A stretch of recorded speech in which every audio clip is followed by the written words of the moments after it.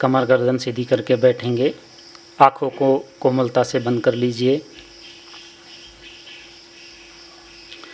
अपनी श्वासों की गति को सामान्य करते हुए मन में प्रसन्नता के भावों को भरकर सब जगत के उत्पत्ति करने वाले, सबके रक्षक, परम दयालु, परम कृपालु, न्यायकारी परमात्मा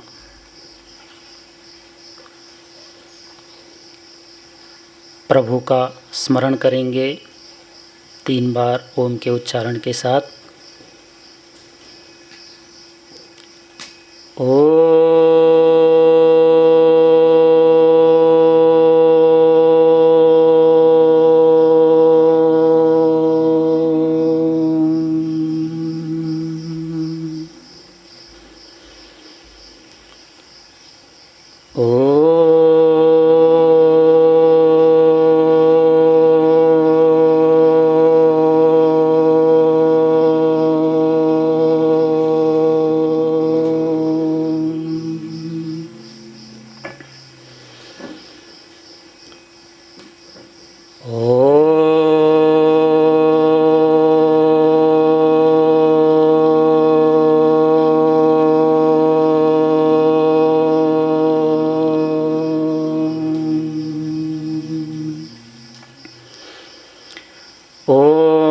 विश्वानि देव सवितर्दुरितानि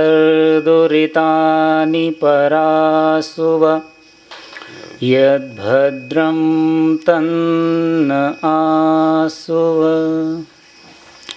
हे सकल जगत के उत्पत्ति करता, समग्र ऐश्वर्य युक्त शुद्ध स्वरूप, सब सुखों के दाता परमेश्वर, आप कृपा करके हमारे संपूर्ण दुर्गुण, दुर्व्यसन और दुखों को दूर कर दीजिए। जो कल्याणकारक गुण, कर्म, स्वभाव और पदार्थ हैं, वह सब हमको प्राप्त कीजिए।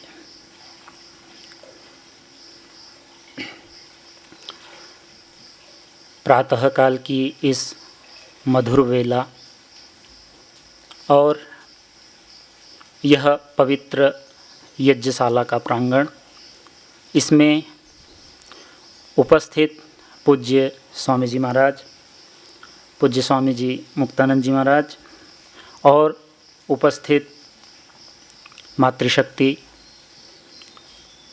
धर्मप्रेमी सज्जनों,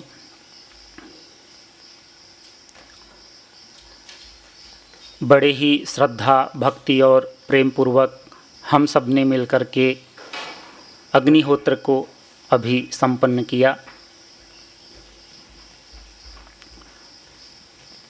परमपिता परमात्मा की असीम अनुकंपा, उनका परम दया हमें प्राप्त हुई, जिससे कि हमें इन श्रेष्ठ कर्मों को करने का अवसर प्राप्त हो रहा है।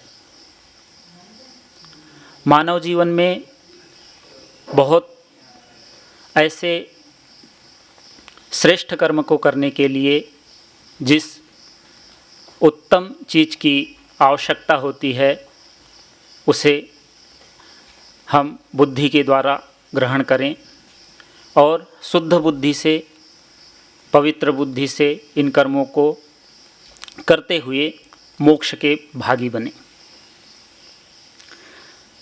हमारे जीवन का परम लक्ष्य हम सभी अपने गुरुजनों के माध्यम से, अपने जो आदर्श पुरुष हैं उनके माध्यम से सुनते आए हैं कि इन दुखों से छूट जाना ही मनुष्य जन्म का परम लक्ष्य है। दुखों को ख़त्म कर देना, इनको नष्ट कर देना, निर्मूल कर देना, यही हमारे मानव जीवन का लक्ष्य है। और इन लक्ष्यों की प्राप्ति में सहायक क्या होते हैं? तो हमारे शास्त्र हमारे लिए परम सहायक होते हैं।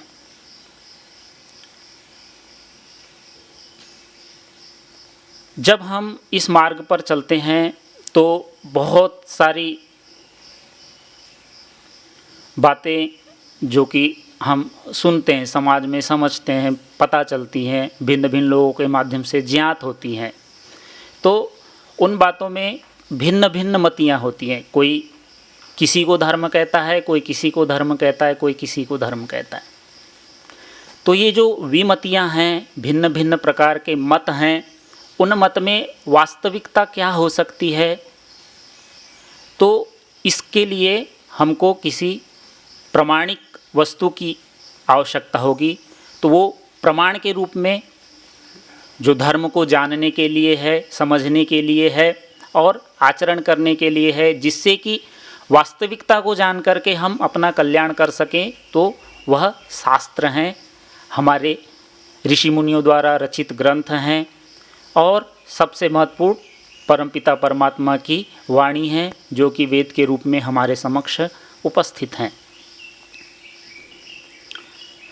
तो उन वाणियों के द्वारा हम सत्य को जानते हैं कि धर्म पे चलने का या धर्म को ग्रहण करने का, जानने का, आत्मा को जानने का, परमात्मा को जानने का वास्तविक मार्ग क्या है। तो इनमें शब्द प्रमाण हमारे लिए सहायक बनता है और वो निर्भ्रांत प्रमाण के रूप में हमारे लिए, वैसे मीमांसा शास्त्र में कहा जाता है कि धर्म को जानने के लिए केवल और केवल एक ही प्रमाण है और वो है शब्द प्रमाण। शब्द से ही आप धर्म के वास्तविक स्वरूप को जान सकते हैं। तो शब्द प्रमाण के द्वारा हम ज्ञात करते हैं कि हमें किस ओर गंतव्य करना है, किस ओर गति करनी है, कैसे अपने मार्ग को जानना है। इसी क्रम में हम दर्शनों का अध्ययन करते हैं, उपनिषदों को पढ़ते हैं। उपनिषद शास्त्र हमारे जो अध्यात्म शास्त्र हैं, उनमें ब्रह्म प्राप्ति का जो भक्तिमय मार्ग हो सकता है या जो ज्ञानपूर्वक मार्ग होते हुए ब्रह्म की प्राप्ति में एक मिठास या यूँ कहें कि आनंद को देने वाले जो ऋषियों के अनुभव, उन अनुभवों का निचोड़ और कुछ वेद मंत्रों के माध्यम से बातें कही गई हैं, जिनमें कि ईशोपनिषद हमारे सामने एक ऐसा ही शास्त्र है या यूँ कहें कि एक ऐसा ही मधुमय विद्या का आकर है, जिसका कि पहला ही मंत्र हम सब उससे परिचित हैं। ईशावास्यम इदम सर्वम यत्किंच जगत्याम जगत तेन त्यक्तेन भुंजिथा मा गृध कस्य स्विद्धनम। तो यजुर्वेद का यह 40वां अध्याय भी है और हम इसको उपनिषद के रूप में, ईशोपनिषद के रूप में जानते हैं, क्योंकि ये ईश शब्द के द्वारा प्रारंभ हो रहा है। कह रहे हैं ईशावास्यम इदम सर्वम, यह सब कुछ, जो कुछ भी है, जो मुझे दिखाई देता है, हमें दिखाई देता है, जो ज्ञात है, और वह भी जो कि मुझसे परे है, मेरे ज्ञान में नहीं आता है, मेरी पहुंच के बाहर है। बहुत सारी चीज़ें हैं। हमारे जानने का जो स्तर है या जो जानने की सीमा है, वो बहुत थोड़ी होती है, बहुत छोटी है। हम आज के इस आधुनिक समाज में जितना जानते हैं, 2 स्तरों पर जानने का क्रम चलता है। एक, हम जहाँ पर हैं उससे नीचे की तरफ चलें, यानी कि सूक्ष्मता की तरफ चलें, और हम जहाँ पर हैं उससे स्थूलता की तरफ चलें। दोनों ही गतियों में हम अगर गमन करें, 2 तरफ का है कि स्थूल की तरफ, जैसे कि स्थूलता में अभी हम जहाँ बैठे हैं, ये धौलास का पवित्र आश्रम, फिर इस आश्रम के बाहर निकलेंगे तो फिर एक और बड़ा विस्तृत क्षेत्र है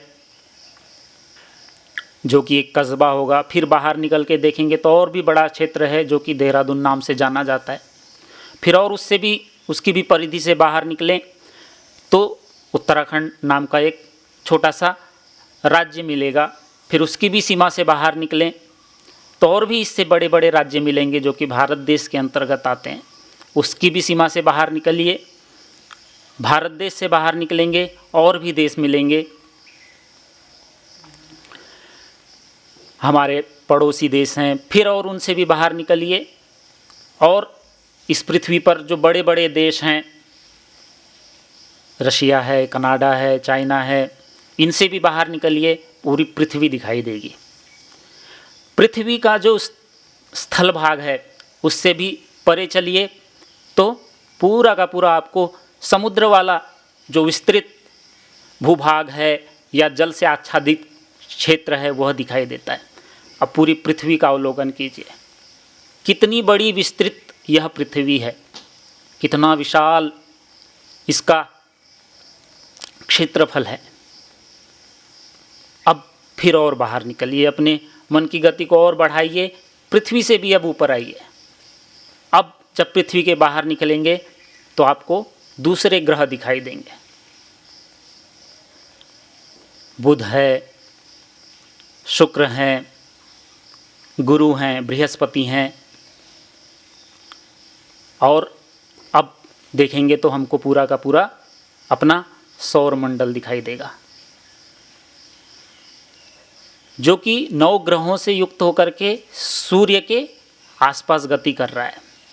फिर उसके भी परे जाते हैं, पूरा एक सौर मंडल के भी परे जाइए, एक छोटा सा लगेगा, यानी कि इतना विस्तृत सारा का सारा जगत बहुत छोटा सा है।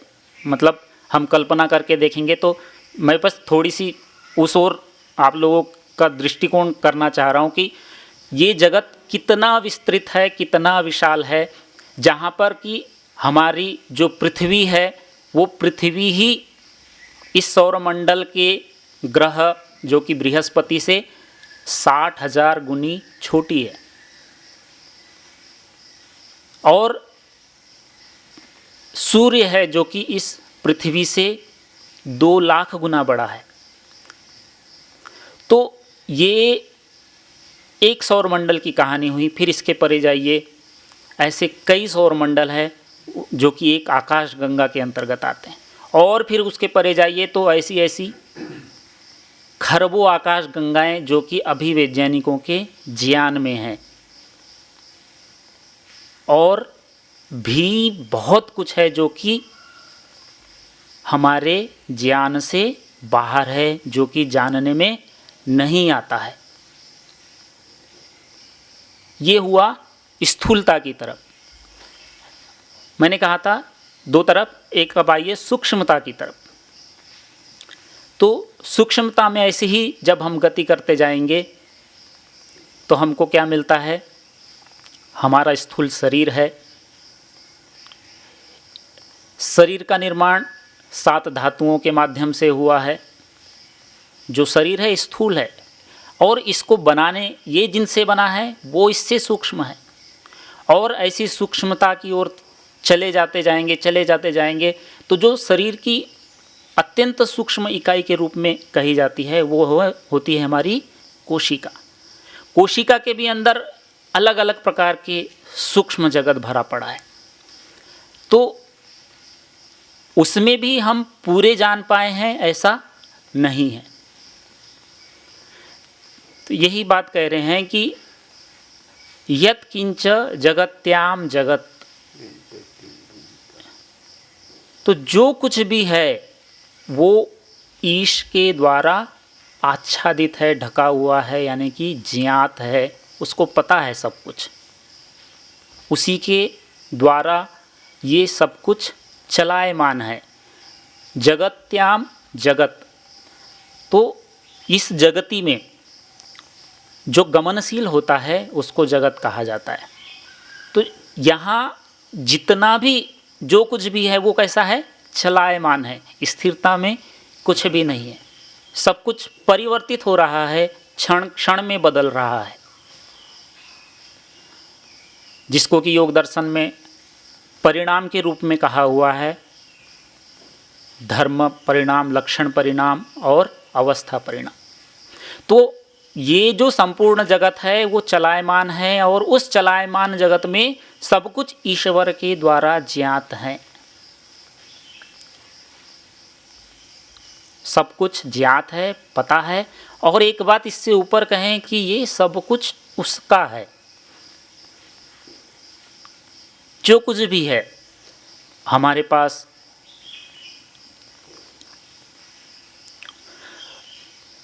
जो हम साधन करके या मेहनत करके पुरुषार्थ करके कुछ अर्जित करते हैं, तो उसमें कई बार मन में ये भाव बनते हैं कि ये मैंने अर्जित किया है, मैंने पाया है, मेरा है। तो मैं और मेरा यानी कि स्व और स्वामी का जो हम संबंध बनाते हैं, तो इस संबंध में विचार करके देखें कि क्या इस संबंध को बनाने के लिए भी कोई ऐसी जगह बचती है जहाँ पर इस संबंध का निर्माण किया जा सके। क्योंकि मूल में ये बात है कि मैं और मेरे को कहने के लिए भी तो कुछ आधार चाहिए, और वो आधार क्या हो सकता है? वो हमारा जन्म है। क्योंकि हम जन्म लेते हैं, और ये जो जन्म है हमारा, क्या इसको मैं मेरा कह सकता हूँ? क्योंकि इसी जन्म के ही तो आधार पे सारी ये पूरी संरचना तैयार होती है, यानी कि शरीर धारण करते हैं, और ये जो कुछ भी फिर हम संबंध निर्मित करते हैं, तो कहाँ से शुरू होते हैं? ये हमारे जन्म से हैं।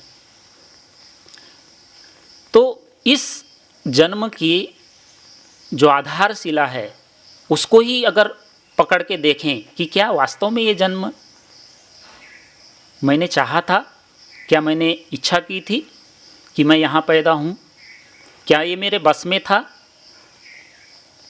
क्या मैंने मांगा था कि नहीं मैं यहाँ पे जन्म लूँगा, या मैं यहाँ पर इन घर को चुनता हूँ, क्या ये मेरे बस में या मेरी इच्छा के अनुसार हुआ है? नहीं, ये कभी भी नहीं हुआ।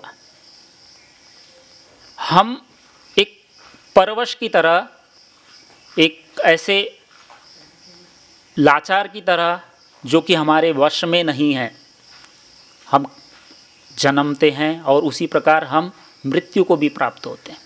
और इन दोनों के ही बीच में ये सारा उपक्रम हमारा जुड़ा हुआ है। तो जब जन्म ही मेरा नहीं है, मेरे अनुसार नहीं है, तो उसके बाद जो होने वाली चीज़ें हैं, क्या उन पर मेरा स्वामित्व बनता है? विचार के लिए ये बात रख रहा हूँ आपके समक्ष। क्या इन चीज़ों के साथ इस संबंध को बनाना उचित होता है? तो सारी की सारी जो हमारी ये जो मैं मेरे का जो मकान है, उसकी जो नींव है, वो हमारे जिस जन्म पर खड़ी हुई है, वो वही नींव ही कमज़ोर है, और उस पर बनने वाला फिर भवन ही कहना ही क्या। तो ऋषि ने कहा कि जगत्याम जगत, जो कुछ भी है इस जगत में, इस जगती में, वो किसका है? ईश्वर का है, ईश्वर से आच्छादित है, और ये सब कुछ उसी ने बनाया है, और इसका स्वामी भी वही है। वास्तविक स्वामी, वास्तविक पिता, वास्तविक पालक सब परमात्मा है। बाकी जो पिता हैं, बाकी जो माता हैं, वो सब गौण रूप में ही हैं। सारे के सारे जितने भी नाम हैं, उनका मुख्य अर्थ परमात्मा में ही घटित होता है। अन्य सारे के सारे जो अर्थ हैं, वो गौण रूप से ही दूसरे में भाषित होते हैं। तो स्वस्वामी का संबंध बनाने के लिए कोई आधार नहीं टिकता है, कोई ऐसी जगह नहीं बचती है, क्योंकि एक एक चीज़ को उठा करके देखेंगे, हर एक वो बात जहाँ से कि हमको देखने को मिलेगी, वहाँ पे कहीं ना कहीं ईश्वर ही स्वामी है। और ये जो भ्रम हम स्वामित्व का अलग अलग स्तर पर सबका अलग अलग है, तो इसको पहचानना, अंदर से जानना, जितना जितना हम इसको संबंधों को अलग करेंगे उतने ईश्वर के नज़दीक होते चलेंगे। तो कह रहे हैं कि ईश्वर इन सबका स्वामी है और स्वामी होने के साथ साथ वो इस सब जगत को चला रहा है।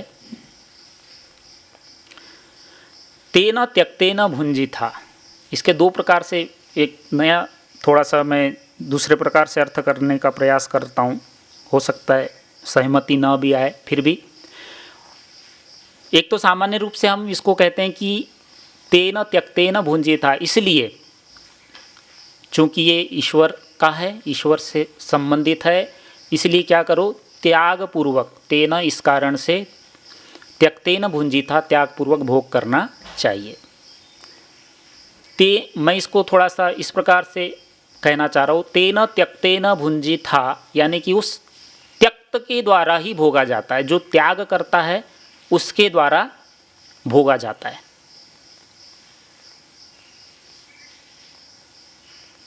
वास्तविक में भोग कौन कर रहा है? हम साधनों को इकट्ठा करके विभिन्न प्रकार के जो भौतिक साधन हैं हमारे पास, आज उनकी संख्या अधिक है, तो उनको इकट्ठा करके समझते हैं कि हम इनका उपभोग कर रहे हैं, भोग कर रहे हैं। पर ऋषि कुछ और ही कहना चाह रहे हैं कि जो जिन्होंने त्यागा है उन्होंने भोगा है। वास्तविक भोग क्या है?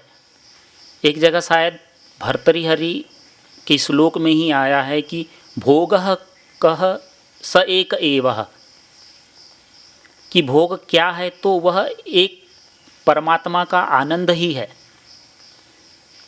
यही वास्तविक भोग हो सकता है, क्योंकि जो अन्य भोग है, सांसारिक भोग हैं, वो तो जिस समय हम उपभोग कर रहे हैं तब तक ही हमारे ज्ञान में रहते हैं, यानी कि क्षणिक होते हैं। जैसे ही सामान्य रूप से मैं अगर रूप को देख रहा हूँ आँखों से, तो वो जब तक आँखों के सामने है, मन जुड़ा हुआ है, तब तक ही उसका जो सौंदर्य है उसको गृहीत कर सकता हूँ। जैसे ही आँख हटेगी, वो जो सौंदर्य का रस आ रहा था वो आना बंद हो जाता है।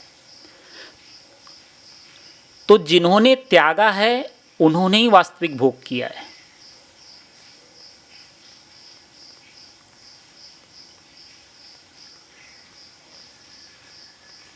जो ऋषि हुए, जो महर्षि हुए, हमारे आज के वर्तमान काल के हम महर्षि स्वामी दयानंद सरस्वती को ही देखें, तो ऐसा एक तरफ से लगता है कि ये सब त्याग करके, छोड़ के, देखो कितने बड़े त्यागी होकर के खड़े हैं। लेकिन एक तरफ देखो तो वो कम में संतुष्ट होने वाले नहीं हैं। उपनिषद में एक वचन आता है, यो वै भूमा तत्सुखम न अल्पे सुखम अस्ति।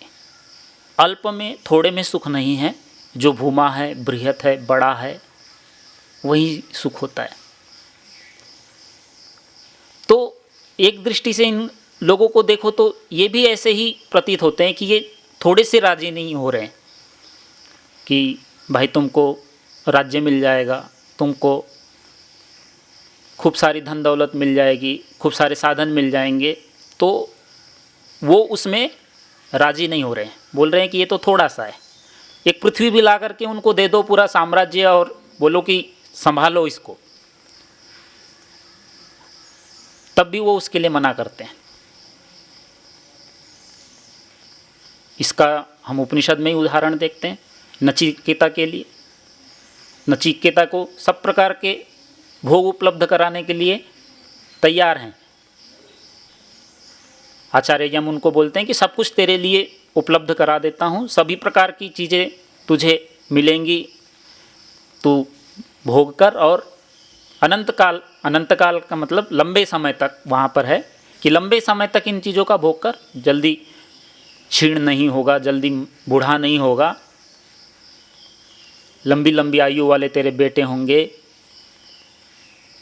तो फिर भी वो वहाँ पर मना करता है।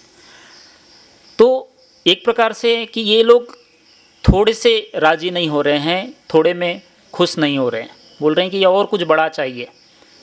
एक तरफ हमको लगता है कि ये त्याग कर रहे हैं, लेकिन वास्तविक भोग तो वही भोग रहे हैं। तो तेन त्यक्तेन भुंजिथा, जो त्याग करेगा वो भोगेगा।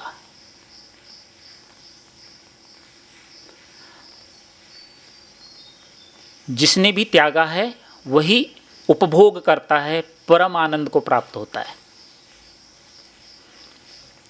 अंतिम बात, मा गृधः कस्य स्विद्धनम।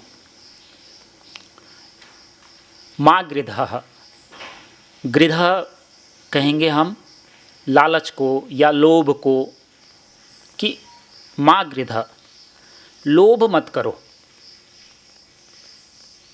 कस्य स्विद्धनम, किसका लोभ मत करो? धन का। अब ये जो धन है ये उपलक्षण के रूप में हम रख सकते हैं। किसके उपलक्षण के? साधनों के। जो भी लौकिक साधन हैं उन संपूर्ण लौकिक साधनों का उपलक्षण हम इसको मान सकते हैं कि वहाँ निर्देश किया जा रहा है कि इनका लोभ मत करो, इनकी आकांक्षा मत करो। ये किसका है? कस्य स्विद्धनम। ये जो साधन है, ये जो ऐश्वर्य है, जो विभिन्न प्रकार की सुख सुविधाएं हैं, ये सब किसकी हैं? अर्थात किसी की नहीं है। फिर वही बात आएगी, इन किसकी हैं? तो परमात्मा की ही है ये सब कुछ।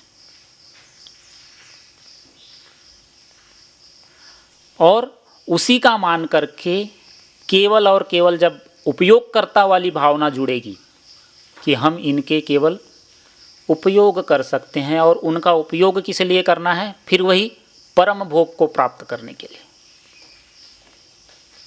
क्योंकि हम उसकी संतानें हैं और वो यही चाहता है कि हम इन छोटे जो साधन हैं, ये जो छोटी हमारी सीमाएं हैं, इन सीमाओं को तोड़कर, इनको बंधनों को काटकर उस असीम को प्राप्त करें, उस असीम में प्रवेश करें। वहीं पर हमारी वास्तविक खुशी होगी, हमारा वास्तविक आनंद होगा। बाकी तो थोड़े थोड़े देर के लिए मिलते हैं और फिर हट जाते हैं, छूट जाते हैं। वही फिर लालसा बनी रहती है कि इससे पूरा नहीं हुआ है, शायद अगली वाले से पूरा हो जाएगा। इतने में काम नहीं चला, थोड़ा धन कम था, साधन कम थे, इसलिए सुखी नहीं हो पा रहा हूँ, धन बढ़ा लूँगा या साधनों को और अधिक कर लूँगा तो सुखी हो जाऊँगा। अभी 10-20 करोड़ हैं तो शायद इसलिए सुख नहीं मिल पाता है, आगे चल के 100-200 करोड़ कमा लूँगा या 1000-2000 करोड़ रुपए हो जाएंगे या 1,00,000-2 लाख रुपए करोड़ रुपए हो जाएंगे, तब सुखी हो जाऊँगा। तो ये सब क्षुद्र सीमाओं के अंतर्गत ही है। ये लालसा है, ये लोभ है कि इससे नहीं हुआ है, आगे जो मिलेगा उससे हो जाएगा। तो लोभ के लिए मना कर रहे हैं, मा गृधः, लोभ मत करो, कि इन चीज़ों की पूर्ति तो परमात्मा के ज्ञान में ही होगी। अन्यत्र कहीं कोई उपाय नहीं है। नान्यः पंथा विद्यते अयनाय। तो ये कुछ बातें आप लोगों के समक्ष मैंने रखी। आप लोगों ने अवसर दिया पूज्य महाराज जी ने कुछ निवेदन करने का, तो उसके लिए आप सभी का बहुत बहुत आभार है। आप लोगों ने श्रवण किया उसके लिए धन्यवाद है। परमात्मा हम सबको शक्ति दे, ज्ञान दे, अपने बल से परिपूर्ण करे, हम उसके मार्ग पर चलते हुए उसको प्राप्त करने वाले बने, ऐसी प्रभु से प्रार्थना। और आप सभी को पुनः मेरा प्रणाम। ओम शम।